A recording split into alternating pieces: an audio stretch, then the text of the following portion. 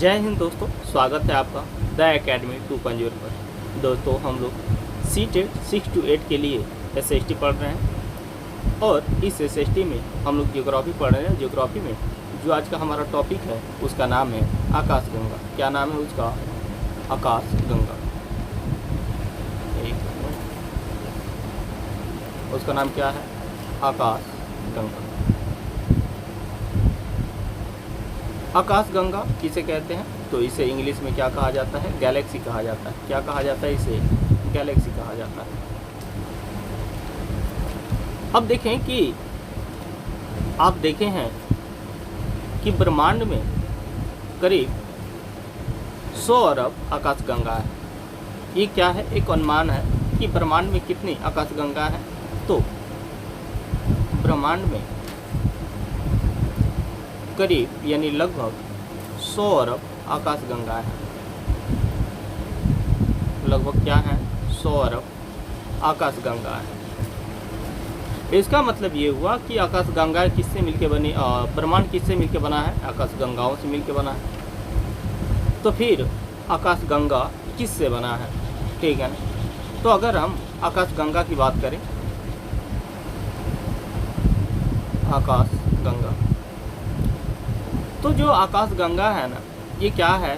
तो ये अरबों खरबों तारों का क्या है? एक समूह है। ठीक है ना।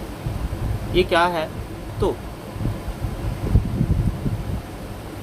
अरबों खरबों तारों का समूह है। तारों का क्या है? समूह। ठीक है। यानी अगर इसमें अगर अनुमान लगाया जाए कि ये लगभग कितने इसमें तारे हैं, तो इसमें तारों की जो संख्या है, तारों की जो संख्या है करीब 100 अरब मानी जाती है। कितनी मानी जाती है? 100 अरब। यानी ब्रह्मांड में लगभग 100 अरब आकाशगंगाएं हैं और प्रत्येक आकाशगंगा में लगभग 100 अरब तारे हैं। तो क्या आकाशगंगा में केवल और केवल तारे ही हैं क्या? तो देखें, जो सौर मंडल है या जो तारे हैं, उन तारों के अपने कुछ ग्रह हैं, कुछ उपग्रह हैं, कुछ पिंड हैं। इसके साथ ही साथ इसमें निहारिकाएं भी शामिल होती हैं और इन कंप्लीट आकृति को मिला के क्या कहा जाता है? आकाशगंगा कहा जाता है। इसका मतलब कि अगर बात की जाए कि आकाशगंगा में क्या क्या शामिल होने वाला है, तो आकाशगंगा में यहाँ पे तारे शामिल होंगे, निहारिका शामिल होगी, इसके साथ ही साथ यहाँ पे ग्रह शामिल होंगे, उपग्रह होंगे, उल्का पिंड होगा, उल्का पिंड, धूमकेतु, धूमकेतु, धूलकण आदि, धूलकण आदि। ये सभी क्या हैं? तो ये सभी आकाशगंगा के भाग हैं। अगर ये सब आकाशगंगा के भाग हैं, तो अगर यहाँ देखें कि जब ये सभी आकाशगंगा के भाग हैं, तो जो आकाशगंगा है, इस आकाशगंगाओं का, इन आकाशगंगाओं का क्या कुछ शेप और आकृति भी है क्या? तो देखें, अगर हम आकाशगंगाओं की आकृति की बात करेंगे या आकार की बात करेंगे, आकृति या आकार की बात करें, तो एक आकृति मिलती है अमीबा के आकार की। किस आकार की मिलती है? अमीबा के आकार की। और जो अमीबा की आकार की आकृति है, अमीबा की आकार की, अमीबा के आकार की आकृति, जो अमीबा के आकार की आकृति है, इसे क्या कहा जाता है? तो जो अमीबा के आकार की जो आकृति है उसे लीमन अल्फा ब्लॉब्स कहा जाता है। उसे क्या कहा जाता है? Lehman alpha blobs. यानी जिस आकाशगंगा की आकृति अमीबा के आकार की है उसका नाम क्या है? उसका नाम है लीमन अल्फा ब्लॉब्स। ठीक है। अब देखें कि जो आकाशगंगाएं हैं, यानी जो आकाशगंगा है, अगर इसके आकार की बात कर लेते हैं पहले, उसके बाद आगे बढ़ते हैं। आकाशगंगा की बात करें, जो इसके आकाशगंगा के आकार हैं, ये 3 प्रकार के इसके आकार मिलेंगे। पहला जो मिलेगा उसको कहेंगे सर्पिल। क्या कहा जाएगा? सर्पिल आकार होगा। यानी सर्पिल के आकार की आकाशगंगा, जिसे कहेंगे स्पाइरल। क्या कहेंगे? स्पाइरल कहेंगे। दूसरा जो होगा वो होगा अव्यवस्थित, जिसे इरेगुलर कहेंगे, या एक होता है दीर्घ वृत्ताकार, या फिर इसको कह सकते हैं कि दीर्घ वृत्ताकार। दीर्घ वृत्ताकार, ठीक है ना, या जिसे इलिप्टिकल के नाम से भी जानेंगे। और जो तीसरा आकार है वो है अव्यवस्थित। क्या है? अव्यवस्थित। इसे इरेगुलर के नाम से भी जानते हैं, यानी इरेगुलर गैलेक्सी। तो ये तो आकाशगंगाओं के ये क्या हो गए? आकार हो गए। ये आकाशगंगा इन आकार में पाए जाएंगे, या तो वो सर्पिलाकार होंगे, या दीर्घवृत्ताकार होंगे, या फिर वो अव्यवस्थित होंगे। ठीक है ना? इस तरह की क्या होंगे? उनके आकार होंगे। अगर हम जो आकाशगंगाएं हैं, आकाशगंगा की अगर हम विशेषता की बात कर लें कि जो आकाशगंगा है, तो आपको याद रखना है कि आकाशगंगा में क्या होंगी? तो इसके 3 घूर्णनशील भुजाएं होंगी। क्या होंगी? 3 घूर्णनशील भुजाएं होंगी। इसके क्या होंगी? 3 घूर्णनशील भुजा होंगी। ठीक है ना? अब देखें कि जो इसके 3 घूर्णनशील भुजाएं हैं, और इसके साथ ही साथ इसका इसका एक क्या होगा? केंद्र होगा। जो इसका केंद्र है इसे बल्ज कहा जाएगा। क्या कहा जाए? इसे बल्ज कहा जाएगा। ठीक है ना? यहाँ देखें कि ये इसका केंद्र है, और ये क्या है? इसकी घूर्णनशील भुजाएं हैं। ठीक है? तो ये 3 इसकी घूर्णनशील भुजाएं हैं। ठीक है? ये जो केंद्र वाला भाग है इसी का नाम है बल्ज। इसे ही क्या कहा जाता है? बल्ज कहा जाता है। और ये क्या है? इसके घूर्णनशील भुजाएं हैं। अब मान लेते हैं, इसका नंबरिंग कर लेते हैं कि ये 1 नंबर की भुजा है, ये 2 नंबर की भुजा है, और ये 3 नंबर की भुजा है। तो जो हमारा सौर मंडल है ना, इस दूसरी भुजा पर स्थित है। कहाँ स्थित है? दूसरी भुजा पर। ठीक है? वो कहाँ स्थित है? इस दूसरी भुजा पर स्थित है, जिसे इस आकाशगंगा का एक चक्कर है इसे पूरा करने में करीब 200 मिलियन वर्ष लगते हैं। 200 मिलियन प्रकाश वर्ष लगते हैं। 200 मिलियन प्रकाश वर्ष। ठीक है ना? तो उसे इतना टाइम लगता है। ठीक है? आगे बढ़ें, देखें कि जो हमारी आकाशगंगा है उसका नाम क्या है? हमारी आकाशगंगा, अरे उहे आकाशगंगा जौना में हमन का रहे नहीं है ना, जौना में हमन का सौर मंडल बा। अब देखल जाए, जौनी आकाशगंगा का बात कल जाता ओकर नाम का बा, तो ओकर नाम बा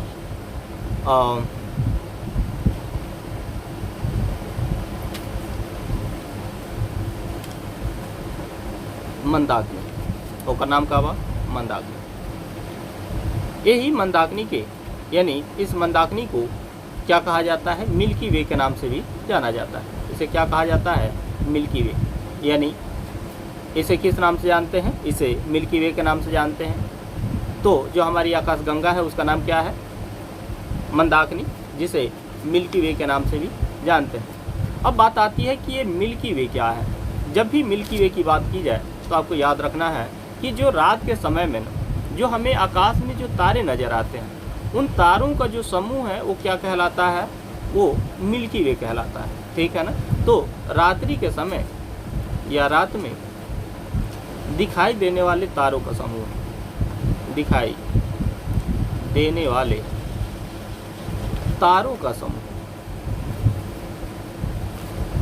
ठीक है ना? यानी रात के समय जो तारे हमें दिखाई देते हैं उनका जो समूह है वही क्या कहलाता है? मिल्की वे कहलाता है।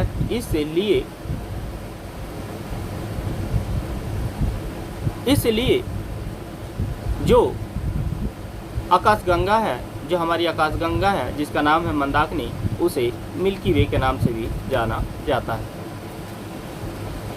इसमें एक और शब्द यूज होता है जिसका नाम है ओरियन नेबुला। क्या नाम है?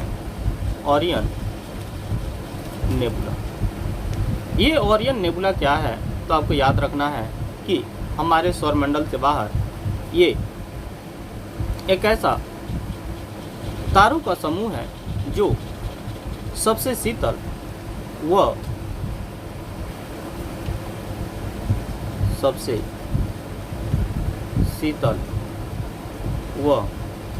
चमकीले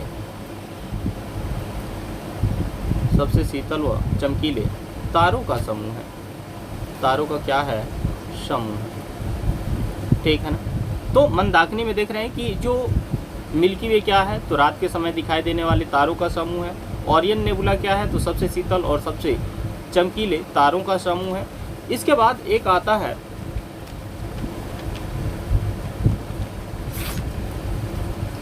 प्लेनमस। क्या आता है? प्लेनमस।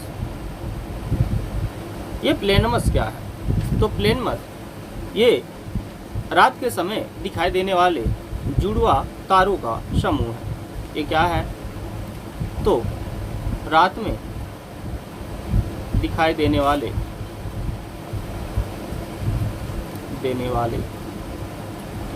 जुड़वा तारों का समूह। जुड़वा तारों का क्या है?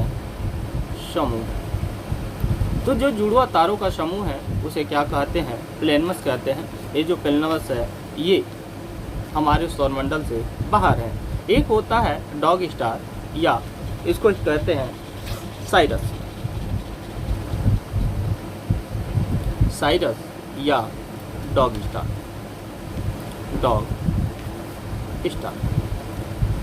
अब ये जो साइरस या डॉग स्टार है ये क्या है? तो आपको याद रखना है कि ये सूर्य से दुगना द्रव्यमान वाला तारा है। सूर्य से दोगुना द्रव्यमान वाला तारा है। द्रव्यमान वाला तारा है। इसके साथ ही साथ याद रखना है कि ये प्रकाश पृथ्वी से मात्र 9 प्रकाश वर्ष दूर है। पृथ्वी से मात्र 9 प्रकाश वर्ष दूर है। इसके साथ ही साथ ये सबसे चमकीला दिखाई देने वाला तारा है। ठीक है ना?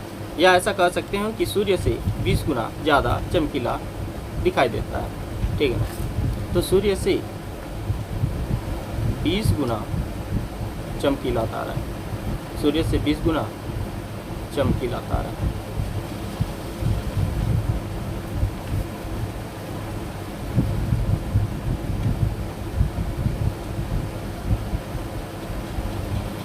सूर्य से 20 गुना चमकीला तारा है। ठीक है। एक और है जिसे कहते हैं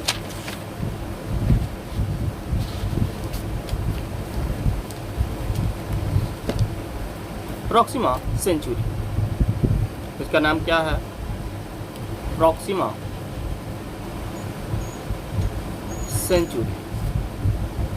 अब बात आती है कि ये जो प्रॉक्सिमा सेंचुरी है ये जो प्रॉक्सिमा सेंचुरी है ये सूर्य का सबसे नज़दीकतम तारा है। सूर्य का सबसे नज़दीकी तारा है, सूर्य का सबसे नज़दीकी तारा है। ठीक है, यहाँ पे देखें कि जो ये साइरस या डॉग स्टार है ना, ये रात्रि के समय दिखाई देने वाला सबसे चमकीला तारा है। ठीक है ना, तो रात्रि के समय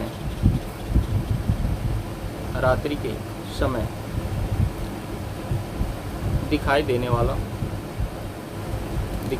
वाला सर्वाधिक चमकीला तारा है, सर्वाधिक चमकीला तारा है। ठीक है, अब एक होता है सुपर क्लस्टर। क्या है? Super cluster.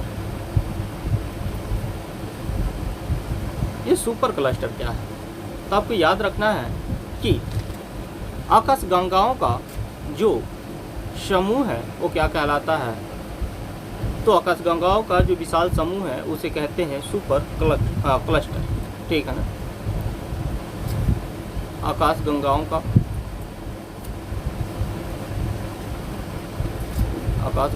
विशाल समूह सुपर क्लस्टर कहलाता है। क्या कहलाता है? सुपर क्लस्टर कहलाता है। अगर पूछा जाए कि अब तक ज्ञात जो सुपर क्लस्टर है उसका नाम क्या है, तो उसका नाम है सरस्वती। उसका नाम क्या है? सरस्वती। तो अब तक ज्ञात जो सुपर क्लस्टर है उसका नाम क्या है? सरस्वती है। ठीक है, तो हमने क्या क्या देखा? यहाँ पे देख सकते हैं कि हम पहले देखें कि आकाशगंगा क्या है। ठीक है, तो आकाशगंगा की बात करें तो देखें ब्रह्मांड में तो असंख्य आकाशगंगा है। अगर एक संख्या की बात करेंगे तो करीब करीब 100 अरब मानी जाती हैं। अब ये आकाशगंगा है, ये तारों का एक विशाल पुंज है, एक विशाल समूह है, जिसे क्या कहते हैं? आकाशगंगा कहते हैं। चूँकि आकाशगंगा में केवल और केवल तारे नहीं शामिल होते हैं, इसमें निहारिकाएँ शामिल होती हैं, इसमें ग्रह शामिल होते हैं, उपग्रह शामिल होते हैं, जो धूमकेतु शामिल होते हैं, उल्कापिंड शामिल होते हैं, जो गैसें हैं वो शामिल होती हैं। ये सभी किसके भाग हैं? आकाशगंगा के भाग हैं। इसके बाद देखें कि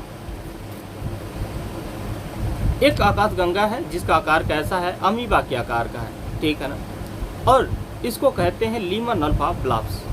ठीक है, अगर आकाशगंगाओं के आकार की बात करें कि ये इसके कितने तरह के आकार हो सकते हैं या आकृति हो सकती हैं, तो ये 3 तरह के आकार को धारण करते हैं। या तो सर्पिलाकार होंगे, या स्पाइरल होंगे, दूसरा दीर्घवृत्ताकार होगा, या तीसरा अव्यवस्थित होगा। ये 3 इसके क्या होंगे? रूप हो सकते हैं। ठीक है ना, यहाँ पे जो आकाशगंगा है उसमें एक केंद्र होगा जिसे बल्ज कहेंगे, इसे क्या कहा जाएगा? बल्ज कहा जाएगा। और 2 और 3 अन्य गुणनशील भुजाएं होंगी, जो इसकी दूसरी भुजा है। इस भुजा पर सूर्य स्थित है, जो हमारा सौरमंडल स्थित है। ठीक है ना, हमारा सौरमंडल इसी दूसरे भुजा पर स्थित है।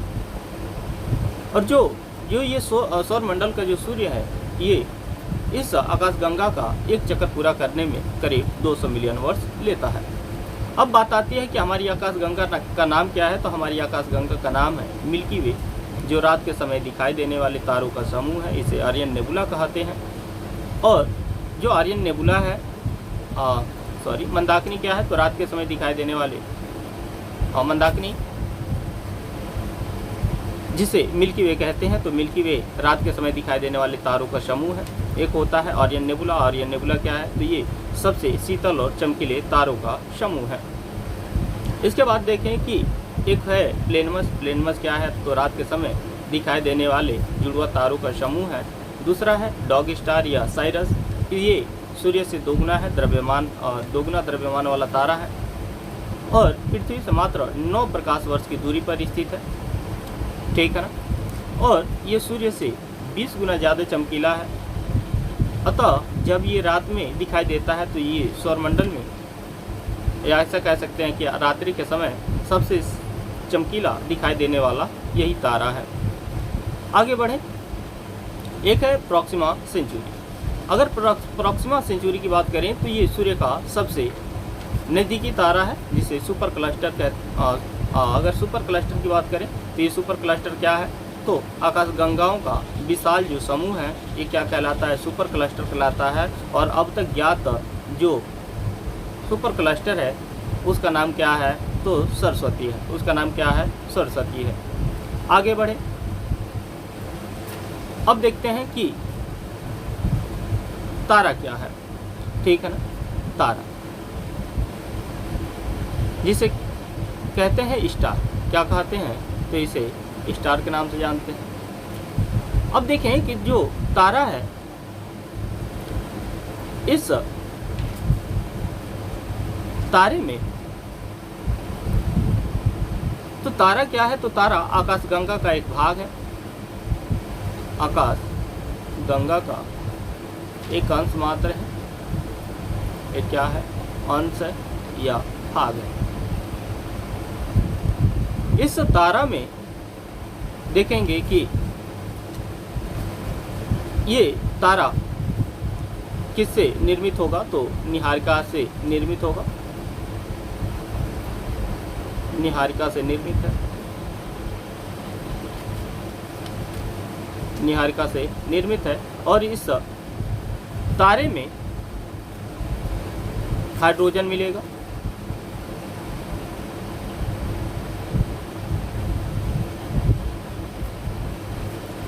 हाइड्रोजन, हीलियम व अन्य गैसें मिलेंगी, लेकिन प्रमुख जो गैस है वो हाइड्रोजन और हीलियम ही है।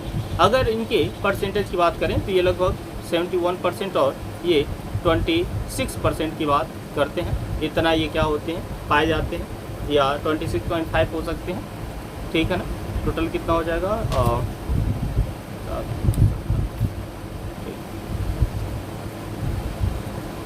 ठीक, ये 26.5 होगा। और जो अन्य गैस हैं ये पाई जाती है 2.5, कितनी पाई जाती हैं, 2.5 क्या पाई जाती है, ठीक है ना। तो ये सौरमंडल जो तारा है, तारा में ये चीज़ें मिलेंगी। इसके बाद बात करें कि जो तारा है ना, इस तारा का आकार कैसा हो सकता है, तो जो इसका आकार है, ये जो सूर्य है, सूर्य से 450 गुना छोटा हो सकता है, 450 गुना छोटा। तो क्या केवल छोटा हो सकता है, नहीं, ये सूर्य से 1000 गुना बड़ा भी हो सकता है। सूर्य से कितना बड़ा हो सकता है, 1000 गुना बड़ा भी हो सकता है। तो देख रहे हैं कि जो तारा है ना, तारा का जो आकार है ये सूर्य से छोटा भी हो सकता है, सूर्य से बड़ा हो सकता है। सूर्य से छोटा होगा तो कितना होगा, तो लगभग 450 गुना छोटा हो सकता है, और बड़ा कितना होगा, तो लगभग 1000 गुना बड़ा हो सकता है, ठीक है। ये क्या रहा, ये तारा है। इसके साथ ही साथ देखें कि जो तारा है, इस तारे में तापमान कितना होगा।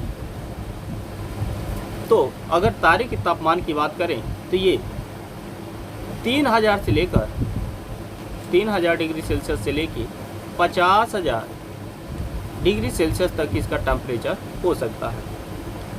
अब आपको याद रखना है कि जिस तारे का जितना टेम्परेचर या तापमान जितना अधिक होगा, जितना ज़्यादा चमकीला होगा, जो तारा जितना अधिक चमकीला होगा, जो तारा जितना अधिक चमकीला होगा, अधिक चमकीला होगा, उसकी आयु उतनी कम होगी। उसकी आयु क्या होगी, उतनी कम होगी। उसकी आयु क्या होगी, उतनी कम। इसके साथ ही साथ जो टेम्परेचर है, देख रहे हैं कि टेम्परेचर कितना हो सकता है, तो 3000 से लेकर 50,000 तक हो सकता है। तो अगर हमारे जो सूर्य है उसके अगर बात करें कि उसका टेम्परेचर कितना है, तो इसका जो टेम्परेचर है लगभग 5500 से 6000 डिग्री सेल्सियस के बीच में मानी जाती है। 6000 डिग्री सेल्सियस के बीच मानी जाती है। और इस बीच जो टेम्परेचर होता है ना, इसका इस समय रंग कौन सा होता है इतने टेम्परेचर पे? अगर कलर की बात करें तो कलर क्या होता है? तो इसमें होता है पीला, ठीक है ना, यानी हल्का पीले रंग का होता है। इसलिए सूर्य को पीतवामन कहा जाता है। सूर्य को क्या कहा जाता है? सूर्य को पीतवामन कहा जाता है। तो आपको याद रखना है कि ये पीतवामन पूछा भी गया है कि किसे पीतवामन कहा जाता है। तो आपको याद रखना है कि ये पीतवामन सूर्य को ही कहा जाता है, क्योंकि इसका जो रंग है, जो तारा है, तारा का रंग किसके ऊपर डिपेंड कर रहा है? उसके टेम्परेचर के ऊपर। सॉरी, यहाँ पे टेम्परेचर कुछ ज़्यादा लिख दिया ना, सॉरी, ये 6000 है और ये 5500, ठीक है। तो 5500 से ये 6000 तक होगा, ठीक। तो 6000 ये डिग्री सेल्सियस तक होगा, ठीक। तो इतने टेम्परेचर पे इसका रंग कैसा होता है? तो करीब पीत रंग का होता है, यानी पीले रंग का होता है। इसलिए इसे क्या कहा जाता है? पीतवामन के नाम से भी जाना जाता है, ठीक। आगे बढ़े। अब बात आती है कि निहारिका क्या होती है, ठीक है ना। निहारिका, तो निहारिका को कहा जाता है नेबुला। क्या कहा जाता है? नेबुला कहा जाता है, ठीक है। अब ये नेबुला क्या है? तो आपको याद रखना है कि ये धूल कण और गैसों का बादल है। ये क्या है? धूल कण व गैसों का बादल है, गैसों का बादल या मेघ कह सकते हैं, ठीक है। तो धूल कण व गैसों के बादल को क्या कहा जाता है? निहारिका कहा जाता है। और ब्रह्मांड में इस निहारिका का एक अहम भूमिका है। इस निहारिका के क्या है? एक अहम भूमिका है, ठीक है। अब देखेंगे कि इसकी भूमिका कैसे है, ठीक है। ये क्या भूमिका निभाता है? तो आपको बताएं कि यहाँ तारे बनते कैसे हैं। बात आती है तारों का, तारों का निर्माण। तो अगर तारों के निर्माण की बात करें तो हमने देखा कि ये क्या था? ये क्या है? एक गैलेक्सी है और इस गैलेक्सी में 3 घूर्णनशील भुजा है। इसमें कितने घूर्णनशील भुजा है? तो इसमें 3 घूर्णनशील भुजा है। जब ये घूर्णन करते हुए जब ये आगे बढ़ेगी ऐसे, ठीक है ना, जब इस तरह से जब ये क्या होगी, ये घूर्णन करेगी, आगे बढ़ेगी ऐसे, तो यहाँ पे जो निहारिका है, ये यहाँ पे पूरे में क्या फैली है? निहारिका फैली है। और ये निहारिका में क्या है? तो यहाँ पे क्या है? धूल कण है। क्या है? धूल कण व गैस है। और इसमें मुख्य गैस कौन है? तो आपको याद रखना है हाइड्रोजन। कौन सी गैस है? हाइड्रोजन। और जब ये जैसे ही आगे बढ़ती है तो यहाँ पे जो धूल कण है, यहाँ इसके खिंचाव की वजह से, इसके गुरुत्वाकर्षण के कारण यहाँ पे गैसों का एक बादल बन जाता है। यहाँ पे क्या बन जाता है? एक बादल, विशाल बादल बन जाता है, जो किस रूप का कौन सा रूप धारण कर लेता है? गोलाकार रूप धारण कर लेता है। अब इसमें होता क्या है कि इसका अधिक ताप और दाब होता है, और जब अधिक ताप और दाब होता है तो ये होता क्या है कि यहाँ पे देखें कि इसमें अंदर की तरफ फोर्स लगती है। और जब इसमें अंदर की तरफ फोर्स लगती है तो इसमें नाभिकीय संलयन की क्रिया होती है। कौन सी क्रिया होती है? यहाँ पे नाभिकीय संलयन की क्रिया होती है, संलयन की क्रिया। और जैसे ही ये नाभिकीय संलयन की क्रिया होती है तो यहाँ पे जो हाइड्रोजन है ये किस में बदलने लगता है? तो ये हाइड्रोजन हीलियम बदल जाता है। किस में बदलता है? हीलियम में। और जैसे ही हाइड्रोजन हीलियम में बदलता है तो यहाँ पे से बहुत तीव्र मात्रा में ऊर्जा जनरेट होती है, ऊर्जा निकलती है। और जब बहुत तीव्र मात्रा में जो यहाँ से ऊर्जा निकलती है, यही ऊर्जा आगे चल के जो हमें प्राप्त होती है, जिसे हम किस रूप में प्राप्त करते हैं पृथ्वी पे, तो यही धूप के रूप में हमें प्राप्त हो रही है, ठीक है। दरअसल ये क्या हो रहा है? यहाँ पे ये जल रहा है। क्या हो रहा है? ये जल रहा है और इसकी लपटें बहुत तेज़ हैं। इसकी लपटें क्या है? बहुत तेज़ है। और यही लपटें जब कभी कभी पृथ्वी के वायुमंडलीय क्षेत्र में आती हैं तो यहाँ पे आपको दो घटनाएं देखने को मिलती हैं पृथ्वी के ध्रुवीय पर, ठीक है ना। यहाँ पे पहले ये संलयन की क्रिया देख ले रहे हैं, क्या है ये, हाइड्रोजन हीलियम बदलता है, हाइड्रोजन किस में बदल रहा है, हीलियम में, और इसके वजह से क्या हो रहा है, तीव्र मात्रा में अधिक ऊर्जा उत्पन्न हो रही है। जब यहाँ पे अधिक ऊर्जा उत्पन्न हो रही है तो यहाँ पे देख रहे हैं कि यही जो सूर्य की जो ये किरणें हैं, ठीक है ना, यही ऊर्जा, यही जो उसकी लपटें हैं, जो आग की लपटें हैं, वो जब हमारे वायुमंडल में पहुँचती हैं तो जो ये पृथ्वी है, पृथ्वी के इन दोनों ध्रुवों पे, दोनों ध्रुवों के ऊपर वायुमंडल में जो आयन मंडल है, यहाँ पे ये जैसे प्रवेश करती है तो यहाँ पे रंग बिरंगे प्रकाश उत्पन्न करती है, ठीक है ना। क्योंकि यहाँ पे आयनित गैसें हैं, यहाँ पे क्या है, आयनित गैस है, और जो जैसे ही आयनित गैस में प्रवेश करती हैं क्या होती हैं, इनके साथ ये रिएक्ट कर लेती हैं और फिर ये क्या करती हैं, यहाँ पे लगता है जैसे चमकीला, जैसे पटाखा फूट रहा है ना, पटाखा आप देख रहे होंगे, जैसे आसमानी पटाखा फोड़ते हैं तो जैसे लगता है कि आसमानी पटाखा फोड़ रहा है, और इस तरह से ये रंग बिरंगा यहाँ पे दृश्य उत्पन्न होता है, जिसे उत्तरी ध्रुव पर क्या कहते हैं, ऑरोरा बोरियालिस कहते हैं। इसे क्या कहते हैं, ऑरोरा बोरियालिस। और दक्षिणी ध्रुव पे इसे कहते हैं ऑरोरा ऑस्ट्रियालिस, ऑरोरा ऑस्ट्रियालिस, ऑस्ट्रियालिस, ठीक।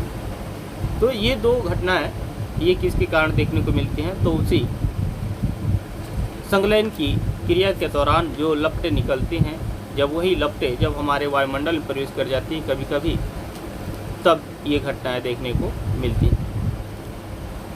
देखें कि जब तारा बना तो तारा का जो प्रथम अवस्था है, प्रथम अवस्था ये क्या कहलाता है, तो ये जो प्रथम अवस्था है ये प्रोटो स्टार कहलाता है। क्या कहलाता है, प्रोटो स्टार कहलाता है, ठीक है। प्रोटो मतलब कह सकते हो कि पहले, और स्टार मतलब तारा, यानी तारा से पहले की अवस्था क्या कहलाता है, प्रोटो स्टार कहलाता है या तारा कहलाता है। बात समझ में। अब देख रहे हैं कि ये जो हाइड्रोजन है हीलियम में लगातार बदल रहा है, ठीक है ना। यहाँ पे देख रहे हैं कि हाइड्रोजन क्या कर रहा है, लगातार हीलियम बदल रहा है, हाइड्रोजन किस में बदल रहा है, हीलियम बदल रहा है। एक समय ऐसा आएगा कि जब ये हीलियम हाइड्रोजन ख़त्म हो जाएगा, और जैसे जैसे हाइड्रोजन ख़त्म होता जाएगा इसका जो चमक है बढ़ता जाएगा। जैसे जैसे हाइड्रोजन क्या होगा, ये कम होगा, हाइड्रोजन कम होगा तो चमक क्या होगा, तारे का चमक बढ़ेगा, तारा का चमक क्या होगा, बढ़ेगा, ठीक है। जैसे अगर आप खाना बनाया हो तो आप देखेंगे कि जब गैस पे खाना बनाते हैं तो जब उसमें पर्याप्त मात्रा में से गैस होती है तो उस समय जलाते हैं तो उसका जो प्रकाश है, जो लाइट, जो रोशनी निकलती है उसमें, तब आप उस आग को देखें तो उसका रंग कैसा है, ठीक है। तो आपको वो नीले रंग का हो सकता है दिखाई दे, हल्का सफ़ेद नीला रंग दिखाई देगा। लेकिन जैसे जैसे उसमें जो ऊर्जा है कम होती जाती है, उसमें जो एलपीजी है अगर वो कम होता जाता है तो आप देखें कि उसका रंग कैसा होता है, जाता है, बदलता जाता है। और एक ऐसे टाइम आता है कि जब उसका जो कलर है वो कैसा नज़र आने लगता है, रेड नज़र आने लगता है। और जैसे ही वो रेड नज़र आने लगता है तो समझ जाते हैं कि अब बस करो, अब गैस क्या हो चुका है, ख़त्म हो चुका है, बस कुछ ही समय का मेहमान है, ठीक है ना। उसी तरह से यहाँ पे भी जैसे जैसे हाइड्रोजन ख़त्म होता जाता है, जब बिल्कुल कम होता है, तब यहाँ पे ये तारा क्या हो जाता है, चमकने लगता है, मतलब इसकी चमक जो है बढ़ जाती है। लेकिन इसका रंग कैसा होता है, लाल रंग का हो जाता है, ठीक है ना। और यहाँ पे हीलियम क्या हो जाती है, इसकी हीलियम की मात्रा बढ़ जाती है।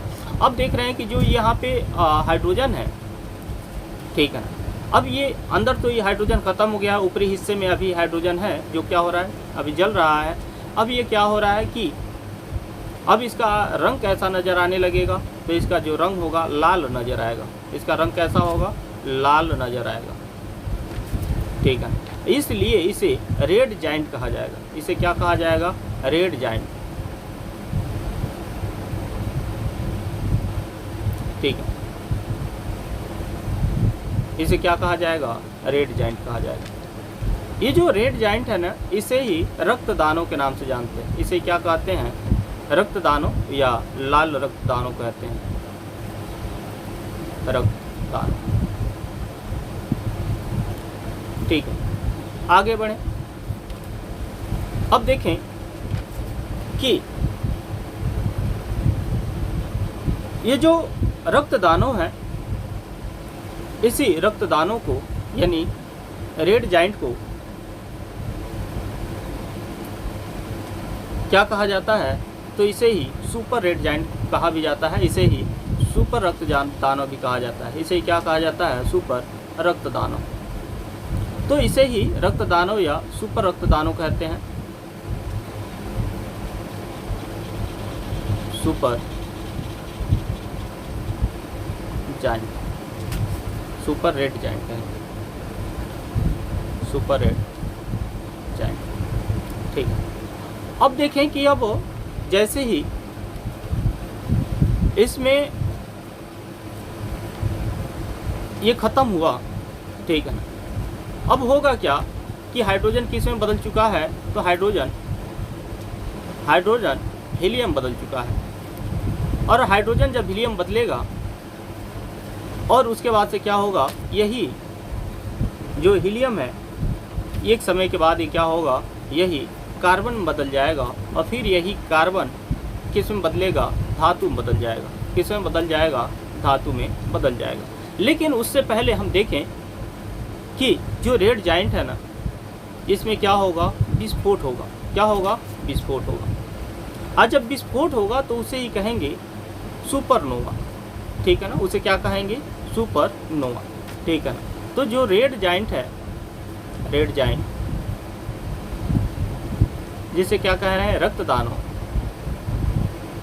इसमें क्या होगा? विस्फोट होगा। इसमें क्या होगा? विस्फोट होगा। और जैसे ही विस्फोट होगा तो अब जो विस्फोट हुआ, विस्फोट के बाद अब 3 अवस्थाएं इसकी बनेंगी।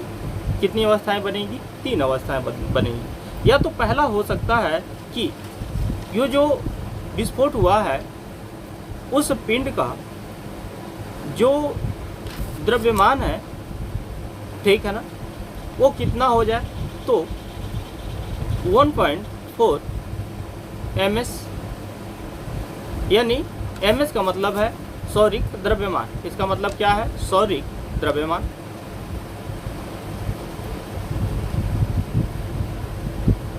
या तो हो सकता है कि इससे कम हो,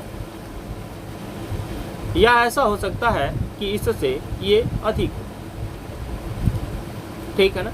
इसी सौरिक द्रव्यमान को चंद्रशेखर सीमा कहा जाता है। इसे क्या कहा जाता है? चंद्रशेखर सीमा। इसे ही किस नाम से जानते हैं? चंद्रशेखर सीमा के नाम से जानते हैं। बात समझ में आ रहा है क्या? आगे देखें, यदि तारा का जो द्रव्यमान है वो कितना हो? 1.4 या 1.4 ms से कम हो। ms से क्या हो? कम हो। ठीक है, तब ये तारा कौन सा रूप धारण करेगा? तो ये तारा श्वेत वामन का रूप धारण करेगा। कौन सा तारा कौन सा रूप धारण करेगा? श्वेत वामन। ठीक है, ये जो श्वेत वामन है इसे व्हाइट ड्वार्फ कहते हैं। ये क्या कहते हैं? इसे व्हाइट ड्वार्फ। ये व्हाइट ड्वार्फ का रूप धारण करेगा और बाद में यही जो है कृष्ण वामन का, यही कृष्ण वामन में बदल जाएगा। बाद में यही किस में बदल जाएगा? कृष्ण वामन में। कृष्ण वामन, जिसे ब्लैक ड्वार्फ कहेंगे। तो ये बाद में किस में बदलेगा? ब्लैक ड्वार्फ में बदल जाएगा। ठीक है। यदि इस तारे का विस्फोट के बाद यानी सुपरनोवा या सुपरनोवा के बाद इसका जो द्रव्यमान है ये 1.4 ms के बराबर हो, ms के बराबर हो, तब ये जो तारा है इसकी गति बहुत तीव्र होने के कारण, ठीक है ना, इस तारे से क्या होगा, इसमें यहाँ पे आप जान रहे हैं कि न्यूट्रॉन प्रोटॉन और यहाँ पे न्यूट्रॉन प्रोटॉन और इलेक्ट्रॉन है। तो यहाँ पे केंद्र में न्यूट्रॉन प्रोटॉन है और यहाँ पे इलेक्ट्रॉन। तो बहुत तीव्र गति के कारण यहाँ से इलेक्ट्रॉन क्या हो जाता है, बाहर निकल जाता है और यहाँ पर केवल क्या बच जाता है, न्यूट्रॉन बचता है। सॉरी, यहाँ पे बाहरी से जो इलेक्ट्रॉन है बाहर निकल जाए तो केंद्र में केवल क्या बचा, यहाँ पे केवल और केवल न्यूट्रॉन बचा। तो इलेक्ट्रॉन निकल जाने के बाद इलेक्ट्रॉन निकल जाने पर केवल यहाँ पे न्यूट्रॉन बचा, इसलिए इसे न्यूट्रॉन कहा जाता है। इसे क्या कहा जाते हैं, न्यूट्रॉन स्टार कहते हैं, ठीक है ना। इसे क्या कहते हैं, न्यूट्रॉन स्टार या न्यूट्रॉन तारा कहते हैं। इसी न्यूट्रॉन तारे को पल्सर कहा जाता है। इसे ही क्या कहते हैं, तो इसे ही पल्सर कहते हैं। तो इसे ही पल्सर कहा जाता है। इसे ही क्या कहा जाता है, पल्सर।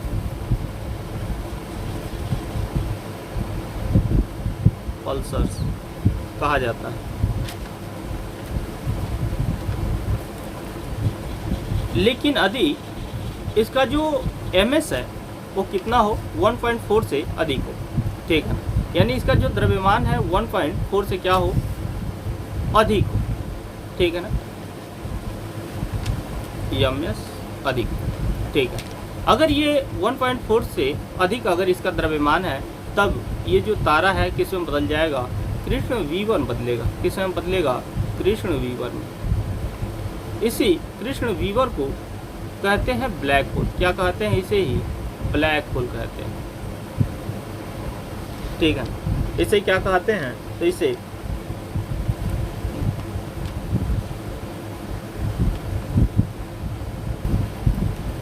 यहाँ पर टोटल तारामंडल कितने हैं, 88। तो इसे यहीं तक रखेंगे।